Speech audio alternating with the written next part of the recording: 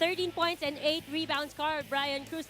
Carl, last conference, sabi mo sa akin, galing ka sa injury. You spent most of the time sa bench, so hindi ka talaga part nung champion team na naglaro. Pero ngayon, ano bang pakiramdam mo na finally nagbabalik ka na sa court at hindi lang yun, napakaganda pa na ipinapakita mo? Una sa lahat, gusto ko magpasalamat sa Panginoon na nakabalik ako ng maayos. Yun lang, yung habang di ako naglalaro, pinarepare ko talaga yung sarili ko, tsaka yung isip ko, pati yung katawan ko. Nag-ready talaga ako dito sa G-League. Yun lang. Ngayon naman, 2 wins away from your goal, which is the championship. Nararamdaman nyo na ba? Nararamdaman na namin na palagi kaming nire-remind ni Coach na 2 games na lang talaga na doon na yung goal namin. Kasi yun yung goal namin makapasok ng championship. Tapos doon na, bahala na kung anong bibigay sa amin blessing ni Lord.